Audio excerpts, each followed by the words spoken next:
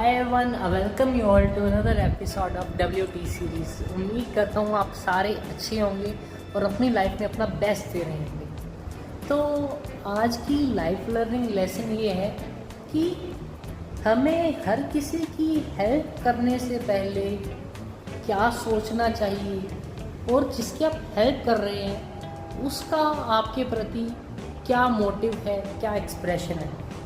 आपको एक सिंपल से एग्जांपल से एक्सप्लेन करता हूँ। आपने देखा होगा कि जो क्रोकोडाइल होता है, जो कि लेक्स पॉन्ड्स में होता है क्रोकोडाइल बड़े बड़े, तो क्या होता है कि अगर वो हम देखें उस क्रोकोडाइल को तो वो बेसिकली फ्लैश खाता है, एनिमल्स का मीट जिसे हम कहते हैं गोश्त खाता है।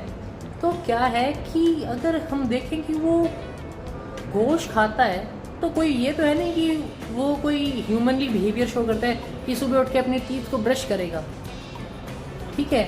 और अगर वो अपने टीथ को ब्रश नहीं करेगा तो उसके जो टीथ वाला एरिया है वो सड़ना, जो जलना सड़ना कहते हैं जिसे हम, वो उसके दांत सड़ने शुरू हो जाएंगे।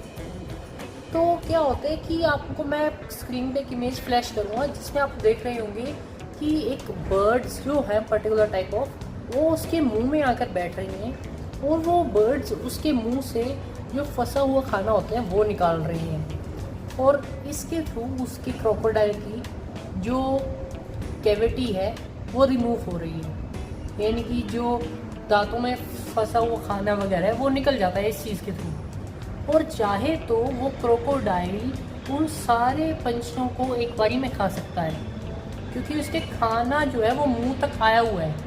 अगर खाना चाहिए तो 1 मिनट में खा सकता है, लेकिन वो जानता है कि अगर मैं इनको खा जाऊंगा तो इनका मेरे ऊपर से ट्रस्ट उठ जाएगा और कल से कोई भी पंछी मेरे पास नहीं आएगा मेरी जो कैविटी है उसको क्लीन करने। तो क्रोकोडाइल को पता है कि अगर मैं इनको खाऊंगा तो कल से कोई नहीं आएगा मेरी हेल्प करने के लिए, अगर मैंने आज इनका ट्रस्ट तोड़ दिया तो। इसलिए क्रोकोडाइल आराम से बैठा रहता है और जो पंछी हैं वो अपना जो काम है वो करके और जाते हैं। तो इसी तरह हमें ये देखना चाहिए कि अगर आप किसी की हेल्प कर रहे हैं तो अगर आप उसकी हेल्प अच्छे नैरेटिव से, अच्छे मोटिव से कर रहे हैं, लेकिन फिर भी वो आपको दबाने की कोशिश करता है और आप पर ट्रस्ट तोड़ देता है कि आपने तो अपनी दया भाव दिखाया और सोचा कि ओके ये इसको इस समय नीड है, हम इसकी हेल्प कर देते हैं, लेकिन आपके साथ वो अपोजिट ट्रीट कर रहा है। तो ये चीज़ गलत है, आपको भी इस चीज़ को समझना चाहिए।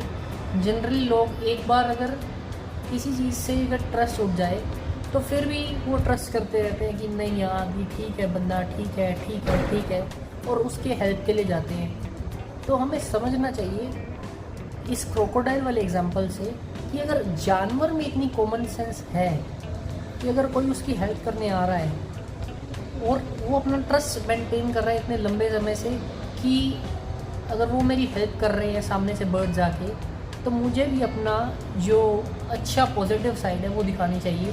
तो हम तो फिर भी इंसान हैं, हमें सोचना चाहिए कि अगर कोई हमारी हेल्प कर रहा है या हम किसी की हेल्प कर रहे हैं तो हमारा जो ये प्रोसेस है ये बिल्कुल पॉजिटिव क्लीन आउट रहे तो ज़्यादा बेहतर होगा।